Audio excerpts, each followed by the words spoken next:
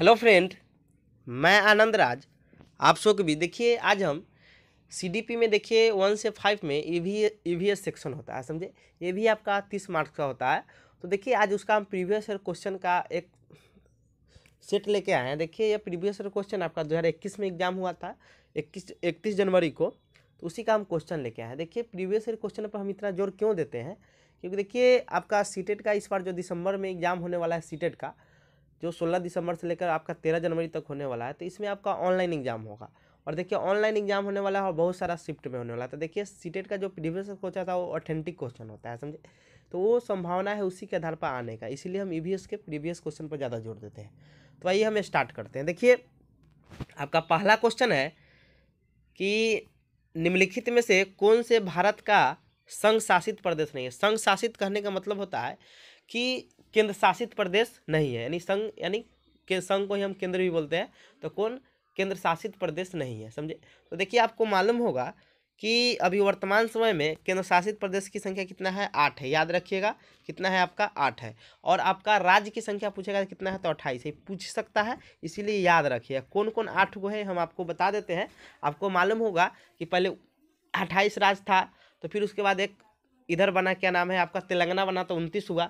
फिर उसमें से एक जम्मू कश्मीर को हटा के फिर 28 हो गया, समझे। अब जम्मू कश्मीर आपका क्या हो गया, केंद्र शासित प्रदेश हो गया है, समझे।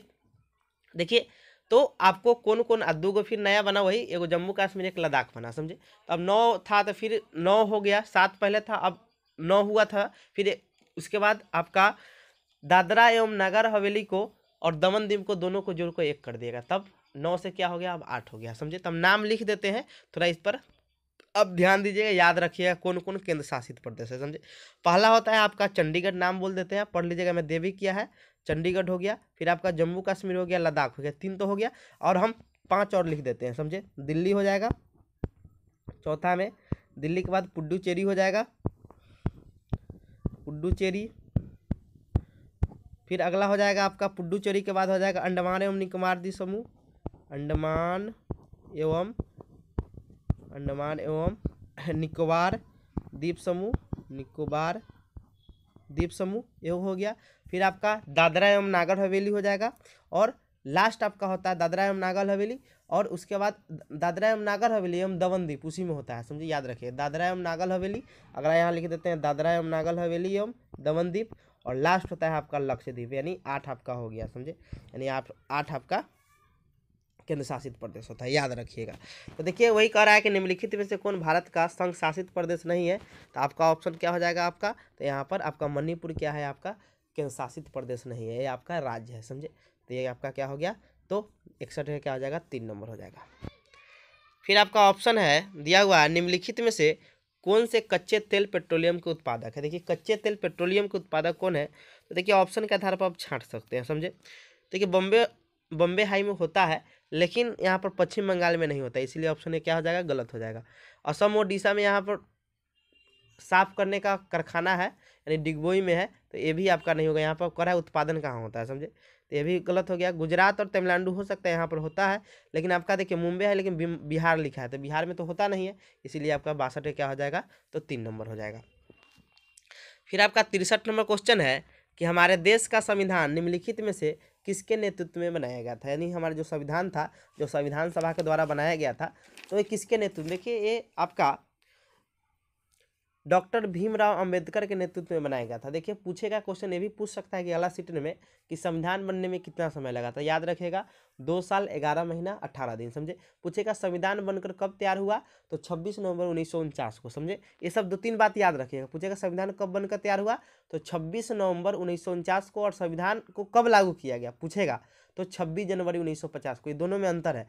पूछेगा संविधान को कब बनाया गया, अंगीकृत किया गया, तो 26 नवंबर 1949 को। कब लागू किया गया, तो 26 जनवरी 1950 को। याद रखिएगा क्वेश्चन पूछता है।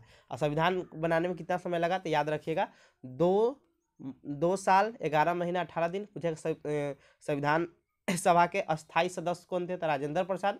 और अस्थाई सदस्य कौन थे, सॉरी सदस्य नहीं, अध्यक्ष याद रखिएगा, मतलब अस्थायी अध्यक्ष थे आपका सच्चिदानंद सिन्हा और अस्थायी अध्यक्ष थे आपका राजेंद्र प्रसाद, समझे। ये सब पूछता है, समझे। प्रारूप समिति के अध्यक्ष पूछेगा तो आप बता सकते हैं भीमराव अम्बेडकर। ये कुछ कुछ आपका टर्म है, याद रखिएगा, समझे। और सरदार वल्लभ भाई पटेल भारत के प्रथम उपराष्ट्रपति सॉरी उप प्रधानमंत्री भी थे। तो इसका क्या हो जाएगा आपका 63 का सी नंबर हो जाएगा। 64 नंबर क्वेश्चन है कि पौधे के लिए किए जाने वाले नीचे दिए गए कार्यों पर विचार कीजिए। पहला है पौधे को सहारा देना, ह्यूमस प्रदान करना, भोजन संचित या भंडारण करना, पानी और खनिजों को अवशोषित करना। देखिए वो चीज़ आपको हम बताते हैं कि देखिए आप मेरा वीडियो देखेंगे ईवीएस हम पार्ट 1 का वीडियो बनाए हैं, जो नहीं देखेंगे जाकर देख लीजिएगा, आपका आधा सीटेट वहीं से क्लियर हो जाएगा, समझे। तो आप प्लेलिस्ट में जाइएगा, वहाँ पर आप सीटेट दिसंबर 2021 लिखा होगा में जाइएगा, ईवीएस का वीडियो खोज लीजिएगा, 1 घंटा के करीब में वीडियो होगा, उसमें क्वेश्चन भी है, तो वहाँ जाइएगा तो कर लीजिएगा, तो आपका सब क्वेश्चन बन जाएगा, समझे। ये क्वेश्चन वहाँ भी दिया गया है, पौधा और जंतु का टॉपिक है, समझे। चाहे यूट्यूब में सर्च कर सकते हैं ईवीएस पार्ट 1 आनंद राज पे, एक बार में आ जाएगा, समझे। तो देखिए कह रहा है कि खनिज को अवशोषित करना, इनमें से जड़ों का कार्य क्या। देखिए जड़ का कार्य क्या क्या होता है, ध्यान से देखिएगा। देखिए जड़ का सबसे पहला कार्य है पौधे को सहारा देना, एकदम सही बात है। देखिए ह्यूमस प्रदान करना जड़ का कार्य नहीं होता है, समझे। मिट्टी में जड़ का काम नहीं होता ह्यूमस प्रदान करना, तो ये गलत है आपका। भोजन संचित करना या भंडारण करना ये सही है आपका, समझे। अब अलुआ देखते हैं, अलुआ जो देखते हैं ना वो भी जड़े का उदाहरण है, समझे। तो उसमें वो जड़ का है, तो उसमें आपका भोजन या आपका भंडारण होता है, संचित या भंडारण होता है, वो सही है। पानी और खनिजों को अवशोषित करना ये भी सही है। तो यानी आपका ACD, यानी ACD आपका सही है, यानी ACD देख लीजिए आपका 4 नंबर ऑप्शन में है, यानी ACD आपका क्या हो जाएगा 64 का आंसर हो जाएगा। 65 नंबर क्वेश्चन है कि पच्चमपल्ली, देखिए ये जो पच्चमपल्ली है ना, दक्षिण भारत में एक आपका आंध्र प्रदेश है, समझे। आंध्र प्रदेश राज्य में ये मतलब होता था, मतलब एक गांव का नाम है, वहाँ पे इसका उत्पादन किया। जैसे मान लीजिए हम लोग को बिहार में हम लोग है, तो मुजफ्फरपुर में कैसे लीची का उत्पादन होता है, वैसे ही वहाँ पर रेशमी साड़ी बनता था, तो वो पच्चमपल्ली उसका गाँव का नाम है, इसीलिए उसको पच्चमपल्ली के लिए प्रसिद्ध है, समझे। तो देखिए ये किस राज्य में, तो देखिए पहले आंध्र प्रदेश जो था ना, उससे तेलंगाना राज्य बन गया, समझे। तो इसमें आंध्र प्रदेश ऑप्शन में नहीं दिया हुआ, देख लीजिए।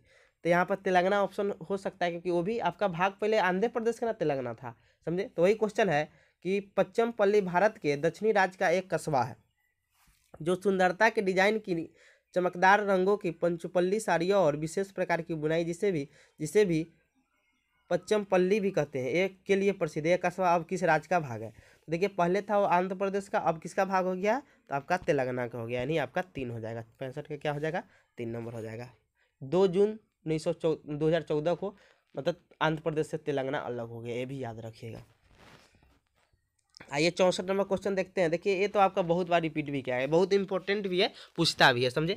कि निम्नलिखित में से खाद्य पदार्थों के उस समूह को चुनिए जिसके प्रत्येक सदस्य में लौह तत्व प्रचुर मात्रा में, लौह तत्व में लोहा प्रचुर मात्रा में पाया जाता है। देखिए गुड़, आंवला, टमाटर, देखिए गुड़ आंवला में तो पाया जाता है, लेकिन टमाटर में नहीं पाया जाता है, समझे। तो ये आपका गलत हो जाएगा। दूसरा है आंवला, पालक, गुड़, हाँ ये सही हो जाएगा। आंवला में भी पाया जाता है, पालक जो साग होता है वो में पाया जाता है, और गुड़ में भी आपका लौह तत्व पाया जाता है, सही हो सकता है। आंवला, बंद गोभी, टमाटर, ये नहीं, बंद गोभी में नहीं होता है, बंद गोभी ये भी नहीं होता। आपका क्या हो जाएगा, तो 66 का 2 नंबर हो जाएगा। 67 नंबर क्वेश्चन है निम्नलिखित में से उस पक्षियों को चुनिए जिनके प्रत्येक सदस्य हमारी तुलना में 4 गुना अधिक दूरी से वस्तुओं को देख सकते हैं, योग है। तो देखिए इसका हम वीडियो भी बनाए थे, आपको बताए हुए थे कि ईवीएस पार्ट 1 में जाइएगा तो ये सब मिल जाएगा। तो देखिए आपको 3 गो पक्षियों को याद रखना है, किसको, बाज, चील और गिद्ध जो होता है ना, ये आपका क्या करता है कि हमारी तुलना में 4 गुना अधिक देखेगा, समझे। तो ये आपका 4 नंबर ऑप्शन हो जाएगा, बाज, चील और गिद्ध। 68 नंबर है कि नीचे दिए गए एक राज्य के ग्रामीण लोग अपने ढालू छत वाले लकड़ी के मकान मजबूत बांस के खंभे पर धरती से 3 से 3.5 मीटर की ऊंचाई पर बनाते हैं। देखिए जहाँ पर ज़्यादा बारिश होगा तब ना वो बांस गाड़ के अपना घर बनाएंगे, जिससे पानी क्या होगा कि नीचे से बह जाएगा, समझे। तो देख लीजिए आपको असम साइड में ज़्यादा मतलब बारिश होते रहता है, इसीलिए वहाँ पर क्या करता है कि वहाँ पर ऐसा घर बनाया जाता है, समझे। तो वही कराएगा नीचे देखिए किस राज्य के ग्रामीण लोग अपने ढालू छत वाले लकड़ी के मकान मजबूत बांस के खंभों पर धरती से 3 से 3.5 मीटर की ऊंचाई पर बनाते हैं। तो आपका इसका आंसर क्या हो जाएगा, तो असम हो जाएगा, समझे। क्या हो जाएगा, असम। फिर 69 नंबर क्वेश्चन है कि भारत के मानचित्र में दिल्ली की स्थिति के सापेक्ष गांधीनगर यानी गुजरात की राजधानी और पटना बिहार की राजधानी की दिशाएं क्रमशः है। देखिए मतलब दिल्ली के सापेक्ष आपको बताना है कि गुजरात की राजधानी गांधीनगर कहाँ है, यानी गुजरात। देखिए इसको एक ट्रिक होता है, देखिए जो भी आपके अगल बगल के राज्य है मतलब कोना पर, यानी कोना पर कहने का मतलब हुआ, और पटना बिहार की राजधानी दिशा मतलब क्रमशः कहाँ है, यानी देखिए 4 गो दिशा होता है ना। देखिए हम बताते हैं, जैसे दिशा हुआ तो यहाँ पर देखिए तो आपका दिल्ली जो है मतलब ऊपर थोड़ा पड़ता है, यानी आपका जम्मू कश्मीर की थोड़ा नीचे है, मतलब जम्मू कश्मीर सबसे लास्ट में। जैसे मान लीजिए आप यहाँ का लास्ट वाला सब याद कर लीजिए और इसके अगल बगल का राज्य याद कर लीजिएगा, तो आपका मैप वाला एक क्वेश्चन फिक्स से पूछता है, समझे। तो आपको याद करना होगा, जैसे गुजरात आपका कहाँ है, पश्चिम दिशा, मतलब पश्चिम में पड़ता है, समझे, यानी पश्चिम है, यानी फिर उसके बाद आपका बिहार थोड़ा पूरब की साइड में पड़ जाता है, फिर दिल्ली थोड़ा उत्तर मतलब ऊपर थोड़ा है, समझे। तो ऐसे आपका क्या नीचे आप दक्षिण भारत में आ जाएगा, तो नीचे दक्षिण भारत में हो गया आपका तमिलनाडु। तो ऐसे थोड़ा याद आपको रखना होगा, समझे। तो कोई मतलब अगल बगल के राज्य याद रखिएगा जो लास्ट में, जैसे मान लीजिए ई कोना का नाम याद रखना है, ई वाला याद रखना है, ये सब याद है। इसके अगल बगल याद रख लीजिए ना, तो उससे आप कोरिलेट करके आप बता सकते हैं, मतलब अथी के आधार पर, समझे। जैसे मान लीजिए इस जो ऊपर होता है वो क्या होता है आपका नॉर्थ होता है, नहीं सबसे ऊपर जो होता है माथा जो होता है वो सबसे मतलब वो नॉर्थ है, पैर आपका साउथ हो गया, आपका जो राइट हैंड होता है वो आपका ईस्ट होता है, और लेफ्ट हैंड जो होता है आपका वेस्ट होता है, ये याद रखिएगा। यानी उत्तर दक्षिण पूरब पश्चिम, ये याद रखिएगा, समझे। यहाँ वेस्ट होगा, डब्लू लिखा गया है, वेस्ट होगा, समझे। ये आप डायरेक्शन का याद रखिए। फिर से हम इसको थोड़ा बनाते हैं, क्वेश्चन हम आराम से समझा देंगे, समझे। आपको क्या करना है, डायरेक्शन याद रखना है। क्या ऊपर क्या होता है आपका नॉर्थ होता है, नीचे क्या होता है आपका साउथ होता है, इधर आपका ईस्ट होता है, आपका जो राइट हाथ होता है यानी बायां हाथ होता है आपका क्या हो जाएगा, सॉरी दायां हाथ होता है वो आपका ईस्ट हो जाएगा, और आपका बायां हाथ जो होता है वो आपका क्या हो जाएगा, तो वेस्ट हो जाएगा, समझे। ये आप समझ गए हैं। तो देखिए क्वेश्चन है कि भारत के मानचित्र में दिल्ली की स्थिति के सापेक्ष, मतलब दिल्ली को आपको स्थिति मतलब दिल्ली को आपको अथी में रखना है, सेंटर में रखना है, और उसके आधार पर बताना है कौन कहाँ पाया जाता है, समझे। तो गांधीनगर को बताना है, यानी गुजरात कहाँ पर है, गुजरात की राजधानी गांधीनगर, और पटना बिहार की राजधानी कहाँ है। तो देखिए तो इसको हम बताते हैं। देखिए थोड़ा उत्तर साइड में आपका पड़ता है कौन, आपका ये 4 गो दिशा हुआ ना, तो उत्तर में थोड़ा इधर पड़ता है आपका कौन है, मान लीजिए यहाँ दिल्ली होगा, मतलब ऊपर थोड़ा है दिल्ली, उत्तर साइड में पड़ता है। तो मान लीजिए यहाँ पे आपका दिल्ली हो गया, मान लेते हैं, समझे। दिल्ली हो गया, यहाँ पर रिस्पेक्ट में लेना है दिल्ली का, समझे। और देखिए आपको मालूम होगा जो गुजरात आपका जो है सॉरी हाँ गुजरात के गांधीनगर जो है आपका थोड़ा पश्चिम साइड में पड़ता है, समझे। तो यहाँ आने के लिए आपको क्या करना है, इसे आके तब को फिर इसे आना होगा, यानी दक्षिण से पश्चिम। तो देखिए दक्षिण पश्चिम के में दिया है, वही ऑप्शन आपका सबसे बेटर होगा। तो देखिए एगो ई ऑप्शन है और एगो ई ऑप्शन है, ये दोनों तो पहले ही आपका कट गया। तो दक्षिण पश्चिम यानी इधर से आइएगा फिर इधर घूमिएगा, समझे। तो दक्षिण पश्चिम इसका एगो के हो गया। अब बिहार के लिए देख लीजिए, बिहार थोड़ा इधर साइड में पड़ता है, पूरब साइड में पड़ता है, तो उसका क्या हो जाएगा, ऊपर से फिर हमको आना है तो दक्षिण और पूरब। देखिए दक्षिण पूरब कितने ऑप्शन में है, यानी 2 नंबर आपका ऑप्शन हो जाएगा, समझे। यानी 2 नंबर आपका ई वाला नहीं होगा कि उत्तर पूरब दे दिया है, गलत हो जाएगा।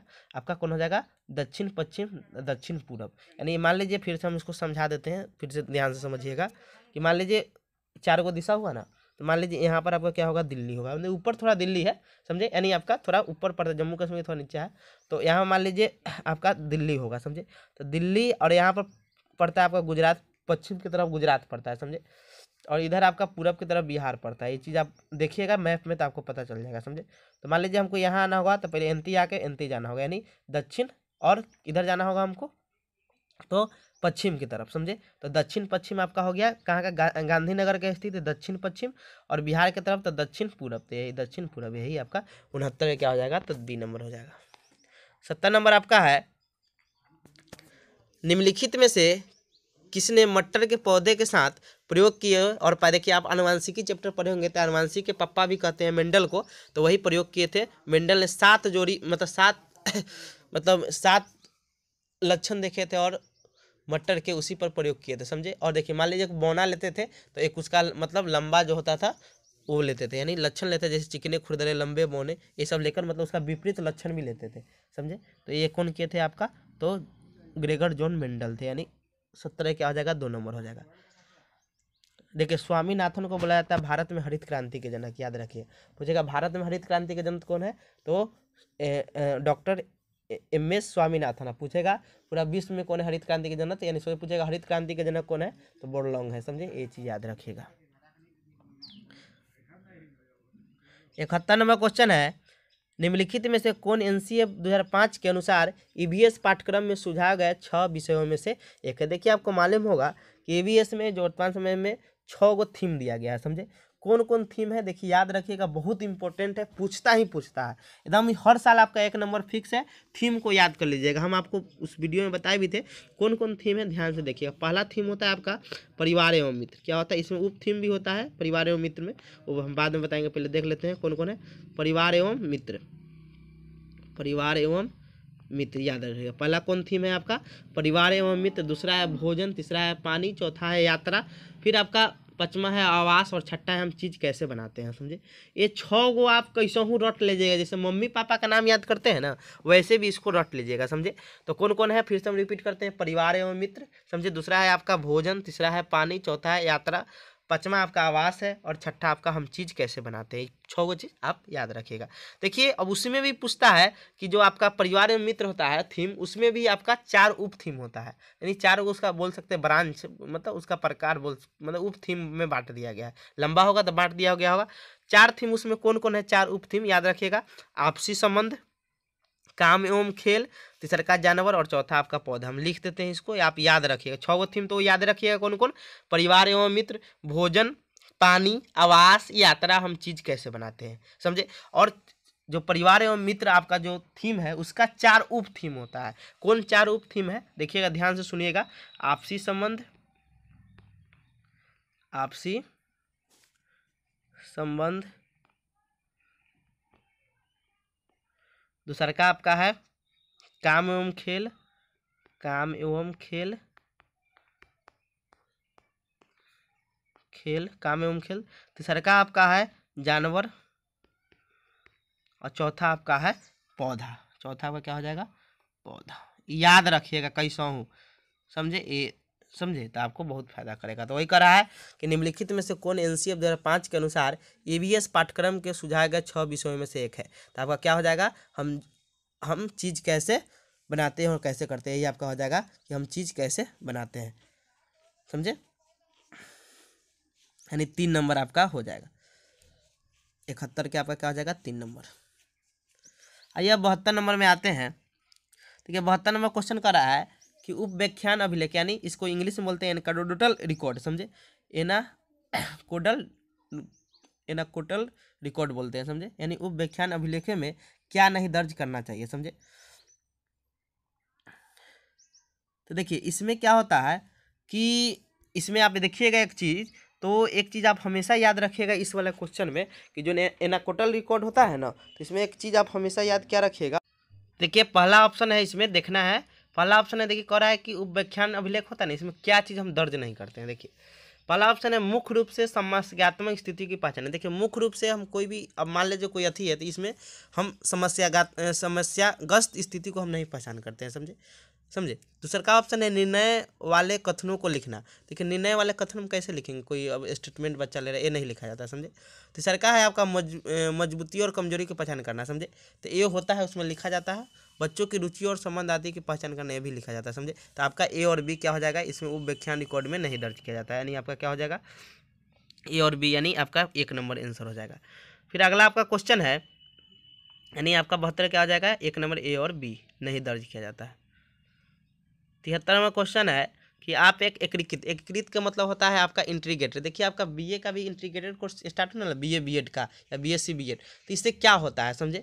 तो क्या कर रहा है, आप एक एकीकृत EVS कक्षा के लिए कैसे योजना बनाएंगे। पहला है एक पाठ में 2 या अधिक विषयों क्षेत्रों को शामिल कर, एकदम सही बात है। इंटीग्रेटेड का मतलब होता है कि बहुत सारा विषय को शामिल करना, नहीं आपको एक पाठ में 2 या 2 से अधिक विषयों को शामिल करना। अब इसके आगे पढ़ना ही नहीं है, समझे, यही आपका क्या हो जाएगा आंसर हो जाएगा। इससे क्या होगा कि आपका पाठ्यक्रम भी हल्का होता है, समझे, यानी पाठ्यचर्या जो आपका है वो थोड़ा कम जाता है, भार कम जाता है विद्यार्थी पर। तो आपका 73 क्या हो जाएगा, ए नंबर हो जाएगा। इंटीग्रेटेड पढ़ाने से फ़ायदा क्या होता है कि बच्चा को थोड़ा मतलब ज़्यादा समझ आए। मान लीजिए वो अब बीए पढ़ रहा है तो बीएससी बीएड है ना, तो बीएड का भी चीज़ साथ साथ में पढ़ाएगा तो वो चीज़ ज़्यादा समझेगा।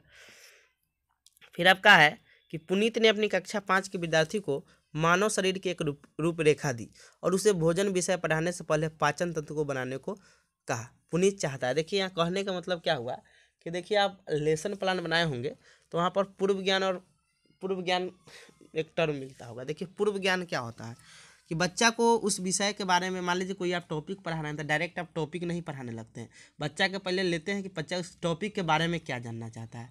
कहने का मतलब क्या समझे कि मान लीजिए आप क्लास में जाके आप ट्रेंगल पढ़ाना है तो आप वहाँ बच्चा को थोड़ा समोसा के बारे में पूछिए कि समोसा का कै कोना होता है, तो क्योंकि त्रिभुज में भी तो 3 कोना होता है या कहने का 3 साइड होता है, तो उससे कोरिलेट करके पढ़ाएगा तो बच्चा वो चीज़ जानेगा कि हम दूसरा चीज़ नहीं पढ़ रहे हैं, हम वही चीज़ पढ़ रहे हैं, समोसे पढ़ रहे हैं, समझे।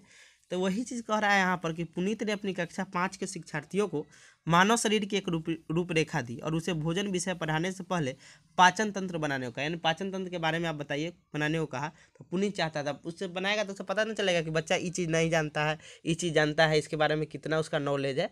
यानी उसका क्या करना है कि पाचन के संबंधी विद्यार्थियों के विचार को प्राप्त करना चाहता है कि बच्चा पाचन तंत्र के बारे में क्या जानता है, समझे। तो पहला ऑप्शन है परीक्षण करना। देखिए परीक्षण करना और कि शिक्षार्थी नामांकित आलेख बना सकते हैं कि नहीं, ये तो आपका ललित कला की क्लास चल रहा है कि इसमें बना सकता है कि नहीं, तो ये होगा नहीं। पाचन संबंधी शिक्षार्थियों के विचार को ये सही, एकदम सही होगा, क्योंकि पहले हम दे रहे हैं, पढ़ाने से पहले से पता क्या चलेगा कि हम वो टॉपिक के बारे में बच्चा क्या जानता है, तो उससे उसी के अनुसार हम पढ़ाएंगे, समझे। तो ये सही हो सकता है। अच्छे ड्राइंग कौशल वाले कहते हैं कि ये तो होगा नहीं। पाचन के बारे में मूल्यांकन ही पढ़े नहीं किया, मूल्यांकन करने लगिएगा तो आपका गलत हो जाएगा। तो यानी आपका क्या हो जाएगा, सॉरी, आपका 1, 3, 4 गलत हो जाएगा, आपका 2 सही हो जाएगा। तो आपका 74 क्या हो जाएगा आपका, तो 2 पाचन संबंधी विद्यार्थियों के विचारों को प्राप्त करना। 75 नंबर क्वेश्चन है कि निम्नलिखित में से क्या रचनात्मक, देखिए रचनात्मक होता है, एगो आपका होता है योगात्मक, समझे। तो देखिए एक होता है आपका फॉर्मेटिव, एक होता है समेटिव। तो फॉर्मेटिव का मतलब होता है कि आप एग्जाम जो मुख्य परीक्षा मेन एग्जाम होता है उससे पहले जो बीच बीच में आपको टेस्ट टाइप का, मतलब आपको प्रगति के लिए, यानी प्रोग्रेस वाले बच्चा में विकास के लिए कुछ कमी है उसको सुधार के लिए हम लोग कौन करते हैं, रचनात्मक आकलन करते हैं, समझे। तो इस तक वही करा कि निम्नलिखित में से क्या रचनात्मक आकलन के संबंध में सही नहीं है। पहला, रिपोर्ट कार्ड के प्रत्येक तिमाही में इसकी देखिए सूचना देना कि ये तो मान लीजिए आप 3 महीना पहले गोबर थे, पढ़े में एकदम गोबर थे, बाद में आप सुधार कर लिए, तो उससे बच्चा पर मतलब सुधार करने के लिए योगात्मक टेस्ट किया जाता है। तो ये रिपोर्ट की सूचना देना, ये आपका मतलब चारों ऑप्शन पढ़ेंगे तो ये उतना सही नहीं है। अधिगम को सुनिर्दिष्ट करने के लिए आप अध्यापक को समय पर, देखिए सही बात है, मतलब बच्चा को सीखने में मदद, मतलब उसको मजबूत बनाने के लिए अध्यापक को समय पर कार्यवाही करने को मदद करता है। हम सही बात, मान लीजिए आप कोई चैप्टर पढ़ा दिए, समझे, चैप्टर पढ़ा रहे हैं तो बच्चा से कोई फीडबैक लिए, कुछ पूछे नहीं बताया, तो फिर आप कोई दूसरा विधि से पढ़ाएंगे तो सीखने में आप मदद कर रहे हैं ना अध्यापक। तो वही चीज़ आपका क्या है कि यहाँ पर ये चीज़ सीखने में आपको क्या करेगा, तो मदद करेगा, समझे। फिर आगे आपका है तीसरा ऑप्शन है कि इसको छात्रों की प्रगति की निगरानी करती है। सही बात है, छात्रों की प्रगति की निगरानी करता है, क्या जानना है, बच्चों को सीखने में कोई जानकारी रचनात्मक आकलन में मदद कर सकती है। सही बात है, ये मदद करता है रचनात्मक सीखने में, समझे। बच्चा नहीं सीख रहा है तो फिर सीखेगा। तो ये आपका कौन आंसर इसका नहीं शामिल है, तो आपका 75 क्या हो जाएगा, 1 नंबर हो जाएगा। नहीं 75 का रिपोर्ट कार्ड वाला ये आपका क्या हो जाएगा, गलत हो जाएगा। आइए हम स्टार्ट करते हैं अब 76 नंबर क्वेश्चन में।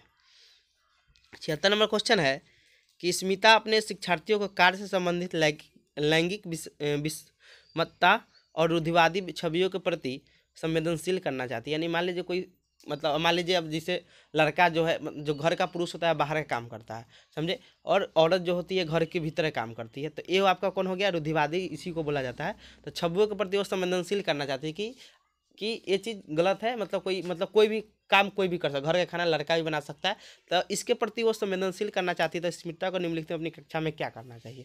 पहला ऑप्शन है रूढ़िवादी मॉडल। रूढ़िवादी मॉडल प्रस्तुत कर दीजिएगा, जैसे घर का काम कर रही है लड़की, बाहर काम कर रहा है लड़का, ये सब, तो ये इससे कोई फायदा नहीं होगा, समझे। ये आपका गलत हो गया। विभिन्न प्रकार के कार्यों को विभिन्न प्रकार के कार्य को फ्लैश बोर्ड पर देखेंगे तो वही चीज़ ना हुआ, ये भी नहीं होगा। केवल लड़कियों को प्रति, ये भी नहीं होगा। देखिए एगो ऑप्शन आपका 4 नंबर है, देखिएगा कि एक छात्र की माँ को कक्षा में आमंत्रित करे और जो ऑटो चालक है। देखिए ऐसे ऑटो चालक जनरली कौन चलाता है, पुरुष ही नहीं चलाता है। यानी उसके कहने का मतलब हुआ उसको, मतलब रूढ़िवादी छवियों के प्रति संवेदनशील करने का मतलब क्या हुआ कि कोई भी मतलब जेंडर पर कोई चीज़ काम निर्भर नहीं होता है, आप कोई भी काम कोई भी कर सकता है, समझे। तो यहाँ ऑटो चालक है, जो क्या है, उसकी मम्मी एक छात्र की माँ को कक्षा में आमंत्रित करे, जो क्या है, ऑटो चालक है। ऑटो चालक यानी ऑटो कौन चलाता है, समझे। तो आपका कौन, पुरुष चलाता है, लेकिन यहाँ पर महिला चला रही थी। ये आपका क्या कि कोई भी काम कोई कर सकता है, घर के काम। मान लीजिए आप कोई ऐसा आदमी को बुलाना जो घर के काम कौन करते हैं, आपके पुरुष करते हैं कोई, तो ये चीज़ क्या हो गया कि इसके प्रति कोई काम कोई कर सकता है, समझे। तो ये चीज़ आपका कौन हो जाएगा, 76 का आपका 4 नंबर हो जाएगा। कि क्या हो जाएगा, 76 का आपका 4 नंबर हो जाएगा। 76 का 4 क्या हो जाएगा कि एक छात्र की माँ को कक्षा में आमंत्रित करे जो ऑटो चालक है। आइए अब देखते हैं 77 नंबर क्वेश्चन कि कक्षा 5 के समयन आमतौर पर अपना दिया हुआ कक्षा का कार्य नहीं करता है, मुद्दे को हल करने का सबसे अच्छा उपाय कौन हो सकता है। यानी कह रहा है कि मान लीजिए कोई कक्षा में लड़का है, मान लीजिए आप ही क्लास में देखिए कोई ऐसा बच्चा होगा कोनो होमवर्क नहीं पूरा करता, हो सकता है कोई मतलब कारण से हो, तो इसका मतलब मुद्दे को हल करने का सबसे अच्छा उपाय कौन है, समझे। पहला ऑप्शन है उसकी कठिनाइयों का पता लगाएंगे और उसके अनुसार उसके अनुसार कक्षा कार्य को समायोजित करने के लिए उससे बात करेंगे। यानी सही बात है कि मान लीजिए क्या कारण, मान लीजिए कोई आदमी की दुकान है, तो दिन में दुकानें चल पढ़ के जाता होगा दुकान से, तो छुट्टी मिल नहीं रहा है, तो कहाँ से होमवर्क करेगा, समझे।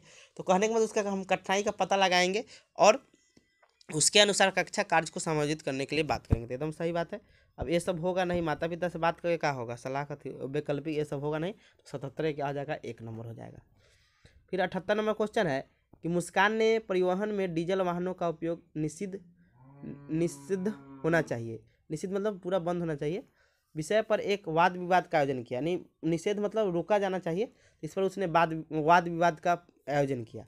मुस्कान के द्वारा इस विषय पर कक्षा में वाद विवाद के आयोजन का क्या उद्देश्य है। यानी मान लीजिए जैसे सिंपल समझिए, अभी जो आपका, चलिए वो ख़त्म भी हो गया कानून, मान लीजिए जो अभी चला था ना कृषि कानून जो था, तो वो मान लीजिए इसका फायदा या घाटा, मान लीजिए क्लास में आप डिबेट करवाए या कोई भी टॉपिक ले लिए, उस पर आप वाद विवाद करते। वाद विवाद से क्या होता है कि बच्चों को मान लीजिए कोई उसका थिंकिंग है, वो मतलब समझिए विभिन्न प्रकार की थिंकिंग एक साथ देखने को मिलेगा, समझे, कि उसका क्या, इसका मतलब निगेटिव पॉइंट क्या है, पॉजिटिव, या तो सब बालक अपने अनुसार से बोलता है। तो वाद विवाद कराने का सबसे मेन फायदा क्या होता है कि इस मुद्दे पर छात्रों को कई दृष्टिकोणों की सराहना करने में मदद मिलेगी। हाँ ये चीज़ सही हो सकता है, हाँ ये सही हो गई, मतलब विभिन्न दृष्टिकोण आएगा ना। मान लीजिए 50 को बच्चा है तो 50 तरह का बात बोलेगा, तो आपका क्या हो जाएगा, तो 78 का क्या हो जाएगा कि यह इस मुद्दे पर छात्रों को कई दृष्टिकोणों की सराहना करने में मदद करेगी।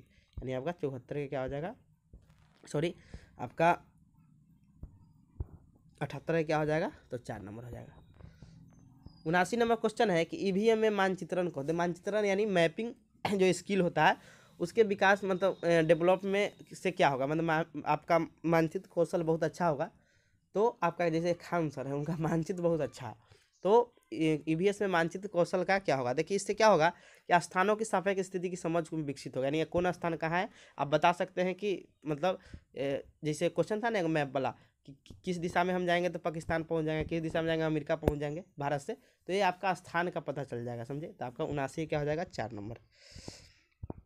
80 नंबर क्वेश्चन है कि एवीएस के एकीकृत वही इंटीग्रेटेड कोर्स क्या करता है, सहायक होता है, पटचर्या के भार को कम करके इस विशिष्ट प्रकरणों को पेश करता है। देखिए ये ऑप्शन है लेकिन हम पढ़ते हैं सब ऑप्शन। पटचर्या के भार को कम करके और विद्यार्थियों को सार्थकता मतलब मीनिंगफुल होता है। यानी देखें यहाँ भी देखिए reduce curriculum load and help children to learn meaningful, समझे। तो सबसे बेटर ऑप्शन यही है कि क्या करता है आपका एकीकृत, बोले है ना, मान लीजिए अभी आप क्या बोलते हैं बीए और बीएड कीजिएगा तो 5 साल में होगा, और बीए प्लस बीएड कीजिएगा, समझे, यानी साथ साथ कीजिएगा तो 4 साल में हो जाएगा, और मान लीजिए आपको अलग अलग बीए कीजिएगा तो 3 साल और बीएड कीजिएगा 2 साल, 5 साल में होगा। यानी आपका पाठ्यक्रम भी तो कम हुआ। यानी क्या होगा कि पटचर्या के भार को कम करना और शिक्षार्थियों को सार्थपूर्वक यानी मीनिंगफुल मतलब सीखने में मदद करना। यानी आपका क्या हो जाएगा 62 क्या हो जाएगा, 2 नंबर हो जाएगा। 62 का 80 का क्या हो जाएगा, 2 नंबर हो जाएगा। 81 नंबर क्वेश्चन है निम्नलिखित में से क्या ईवीएस में आकलन का एक व्यापक संकेतक नहीं है। व्यापक संकेतक बोला है कौन इसमें से नहीं है। पहला ऑप्शन है यहाँ पर सहयोग, ये भी होता है ईवीएस में, देखिए सहयोगात्मक हो सकता है। न्यायिक प्रति सरोकार, ये भी आपका सही है।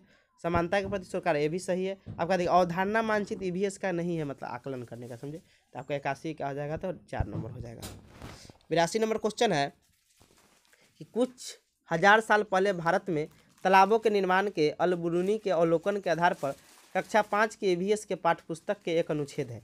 इस अनुच्छेद को शामिल करने का क्या उद्देश्य होगा। देखिए कहने का मतलब होगा कि 100 साल पहले कोई मतलब क्या बोलते हैं, भारत में तालाब के निर्माण में अल-बिरूनी के अवलोकन के आधार पर कुछ जानकारी दिया गया है। इससे क्या होता है, बच्चा वो क्या करेगा कि इस साक्ष्य के आधार पर, देखिए हिस्ट्री जो आप पढ़ते होंगे तो वहाँ पर देखते हो क्या होंगे कि साक्ष्य माना जाता है, कोई है वहाँ पर तो साक्ष्य माना जाता है उसका मूल मतलब अथी। तो वही कह रहा है कि कुछ साल पहले भारत में तालाबों के निर्माण के अल-बिरूनी के अवलोकन के आधार पर कक्षा 5 के EVS के पाठ्य पुस्तक के एक अनुच्छेद है।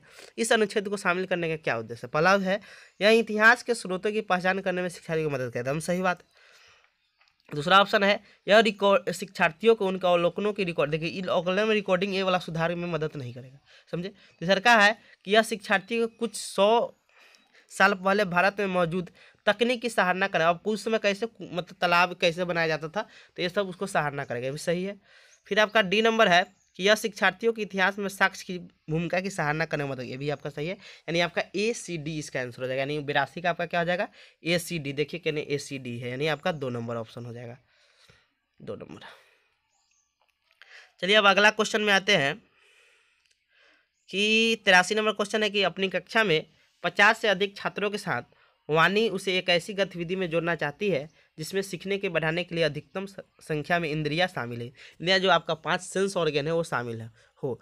निम्न में से कौन सा क्रियाकलाप उपयुक्त कार्यों के उपयुक्त है। पहला, कौशल के प्रदर्शन के लिए समुदाय से संदर्भ व्यक्तियों का आमंत्रण। आप कुछ आदमी का आमंत्रित कर दीजिएगा, उससे क्या होगा, कुछ नहीं होगा। समूह चर्चा को प्रोत्साहित करना, समझे। चारों ऑप्शन पढ़ेंगे, ये भी सही है लेकिन सबसे बेटर ऑप्शन को चुनना है। देखिए आप 50 स्टूडेंट है तो वो समूह चर्चा करेगा तो वो गड़बड़ा वो हो जाएगा वो हल्ला, समझिए। फिर है उचित ये भी साधन के लिए स्मार्ट कक्ष का प्रयोग करना, यानी कह रहा है कि स्मार्ट रिलेटिव ये भी मटेरियल, तो आप कोई मटेरियल दिखा कर तो उससे ज़्यादा इंद्रिय नहीं हो, खाली देखबे नहीं करेगा बच्चा, सुनेगा। लेकिन नजदीक के स्थान के लिए क्षेत्र भ्रमण पर ले जाएगा तो बच्चा सुनेगा, सब चीज़ करेगा, समझे। यानी आपका 83 क्या हो जाएगा 4 नंबर हो जाएगा। 83 क्या नजदीक के स्थान पर क्या करेंगे, उसको क्षेत्र भ्रमण पर ले जाएंगे, यानी 83 का आपका 4 नंबर हो जाएगा। ये 84 नंबर क्वेश्चन है कि इकरा अपने शिक्षार्थियों को EVS में समाचार पत्रों और पत्रिका को पढ़ने के लिए क्यों प्रोत्साहित करती है। देखिए बच्चा समाचार पढ़ेगा तो अपने देश दुनिया को जाने कहाँ क्या है, ये सब समझे। ये मनोरंजन के साथ, मनोरंजन के लिए बहुत है लेकिन ये मनोरंजन के लिए नहीं है। ये अपने संसार को जुड़ने में सहायता होगा, यानी कहाँ क्या हो रहा है ये चीज़ जानने में उनको क्या होगा, फायदा होगा, समझे। 83 नंबर 3 नंबर ऑप्शन है ये विधर, ये आपका होगा ना, ये सब होगा नहीं था क्या प्रतिस्पर्धा था, ऐसे भी ऑप्शन में रहता था, कट जाता है। तो 84 क्या हो जाएगा 2 नंबर हो जाएगा। 85 क्वेश्चन है कि पर्यावरण अध्ययन में प्रश्न करने को एक युक्ति के रूप में उपयोग किया। देखिए प्रश्न करिएगा तो उससे क्या बच्चा में जिज्ञासा होगा, समझे। तो आंख मूंद के देख लीजिए जिज्ञासा कहने हैं कि प्रश्न करने से जिज्ञासा। मान लीजिए कोई बच्चा देखिएगा प्रश्न करता है कि ये कैसे होता है क्या होता है, तो उससे क्या होता है उसमें जिज्ञासा बढ़ती है, यानी कक्ष में जिज्ञासा को बढ़ाने के लिए। तो यही आपका अनुशासन ध्यान खींचने, इसे तो ऑप्शन में जहाँ रहा है ऑप्शन काट दीजिए, समझे। 86 नंबर है कि नीचे दिए गए कौन से एक राज्य में तोरांग का अर्थ जंगल होता है। देखिए ये तो आपका झारखंड हो जाएगा, यानी झारखंड क्या है आपका, तो उसमें तो वहाँ पर तोरांग का अर्थ क्या हो जाता है, जंगल होता है, समझे। अब देखते हैं 87 नंबर क्वेश्चन। देखिए एक क्वेश्चन भी आपका बहुत इंपॉर्टेंट है। देखिए क्वेश्चन है कि आपका घर X पर स्थित है, कहाँ पर स्थित है, X पर स्थित है, तथा आपका विद्यालय Y पर स्थित है, यानी X पर आपका घर है, Y पर आपका विद्यालय है। यद्यपि आपका विद्यालय ठीक सामने है परंतु बीच में व्यस्त राजमार्ग होने के कारण आप सीधे नहीं जा सकते। देखिए यहाँ क्वेश्चन कह रहा है क्या कि आपका घर है X पर स्थित और आपका विद्यालय है Y पर स्थित है, समझे। यानी मान लीजिए आपका घर मुजफ्फरपुर में है और विद्यालय आपका पटना में है, मान लेते हैं, समझे। वही बात कर रहे हैं, X और Y जगह का नाम हो गया। यद्यपि आपका विद्यालय ठीक सामने है, यानी घर के सामने आपका विद्यालय है, समझे, परंतु बीच में व्यस्त राजमार्ग होने के कारण आप सीधे नहीं जा सकते हैं, समझे। अतः आप ठीक पहले दक्षिण चले। देखिए एक क्वेश्चन बहुत अच्छा है, इसको हम थोड़ा बनाते हैं, समझे। यानी देखिए क्वेश्चन कैसे स्टार्ट होता है, यानी कह रहा है कि सामने है, माने X और Y होगा तो आपका कहाँ होगा, एकदम सामने सामने होगा, समझे। तो देखिए मान लीजिए हम X से चले कहाँ तक, कह रहा है कि पहले आप ठीक दक्षिण में 125 मीटर चले, कितना मीटर चले 125 मीटर चले, समझे।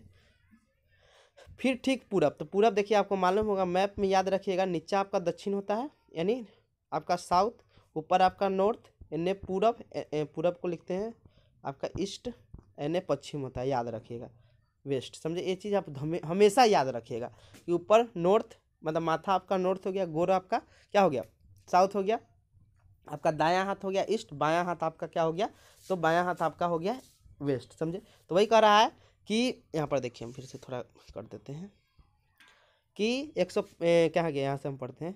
यहाँ से आपका क्वेश्चन है कि पहले आप ठीक दक्षिण में कितना चले, दक्षिण में तो जैसे मान लीजिए हम डायरेक्शन ऐसे बना लेते हैं, समझे।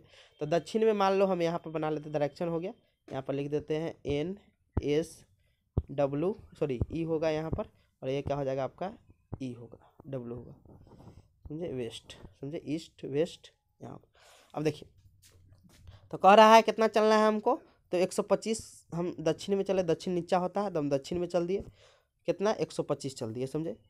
फिर कह रहा है कि पूरब, तो पूरब ए साइड में है, तो पूरब हम कितना चले, तो 100 मीटर चले, कितना चले 100 मीटर, तो यहाँ लिख देते हैं 125 चले थे, 125, इधर चले हम 100। देखिए समझिएगा बहुत इंपॉर्टेंट चीज़ है, 100 चले, अंत में आप ठीक उत्तर में, तो उत्तर ऊपर ना होता है, तो उत्तर मान लीजिए हम इधर चले, समझे, इधर कितना चले हम, उत्तर चले, समझे, तो उत्तर कितना चले हम 125 चले, समझे, और हम कहाँ पहुँच गए, वाई तर पहुँच गए, समझे।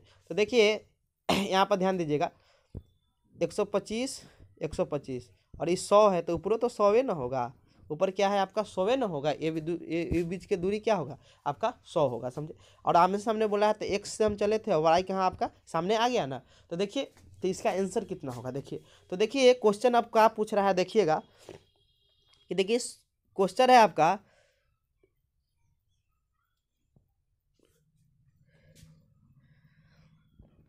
इसको हटाएंगे तो ये हट ही जाएगा। अच्छा ये समझ रहा है ना, अब यहाँ पर इसको लिख देते हैं, तो ये इसको काटेंगे तो ये हट जाएगा। तो यहाँ पर याद रखिएगा x और y के बीच में कितना का डिस्टेंस है आपका 100 का डिस्टेंस है, ये तो याद है ना, याद रखिएगा। देखिए अब यहाँ पर लिख देते हैं, इसको थोड़ा उठाते हैं,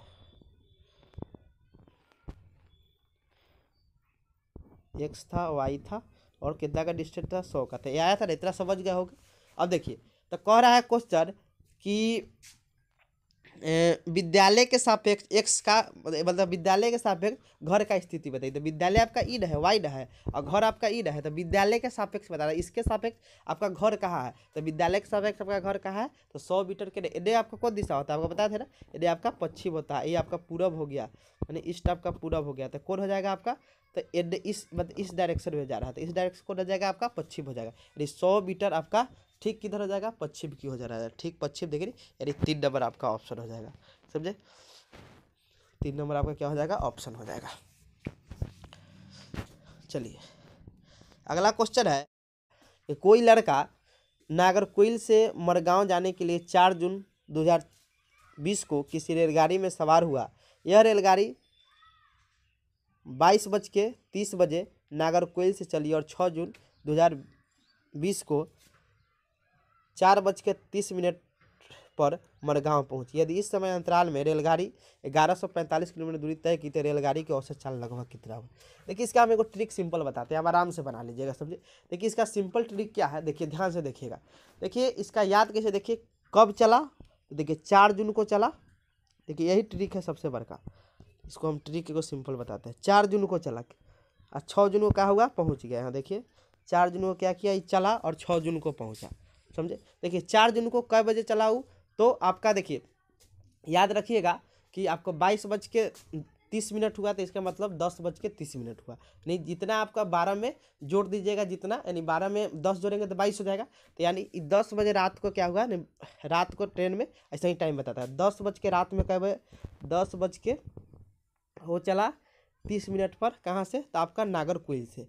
और देखिए अब 4 तारीख को चला, 5 तारीख को मान लीजिए 5 तारीख को हम 10:30 में पहुँचेंगे तो 24 घंटा हुआ ना, तो यानी हम मान लीजिए 5 तारीख को 10:30 ले हम कितना 24 घंटा हम क्या किए कि 24 घंटा हुआ, समझे।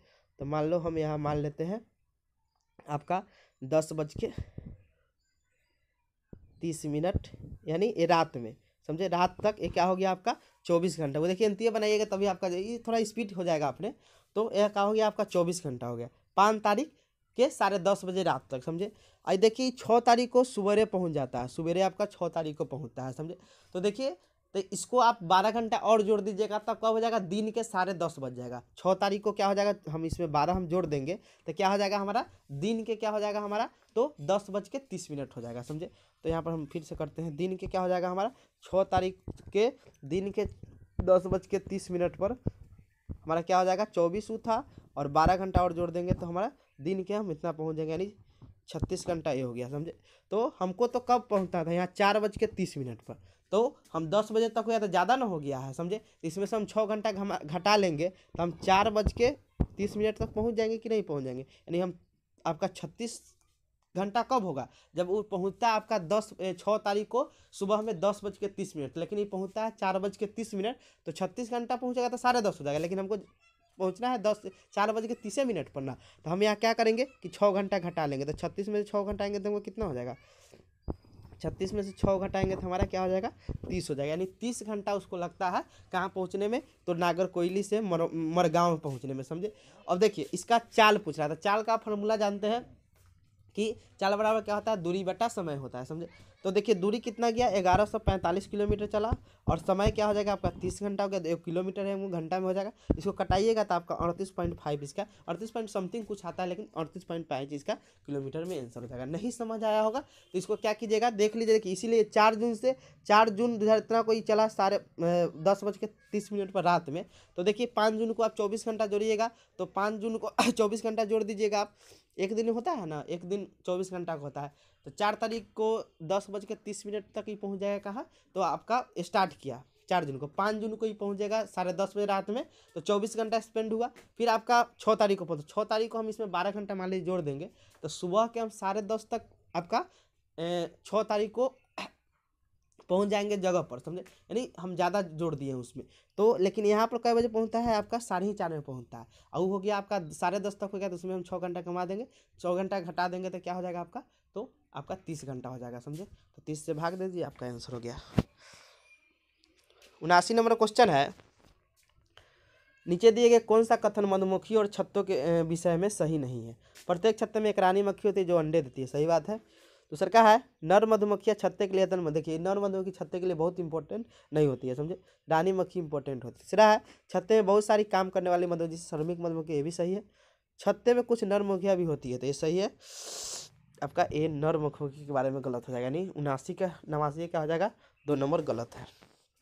लास्ट क्वेश्चन है कि आज हम मिर्च के बिना भोजन की कल्पना नहीं कर सकते हैं, इसे व्यापारी हमारे देश में कहते हैं। ये आपका दक्षिणी अमेरिका से लाए थे मिर्चा को, समझे। यानी आपका क्या हो जाएगा, तो ए नंबर हो जाएगा, 3 नंबर हो जाएगा, समझे। तो ये हो गया IBS का। Thank you.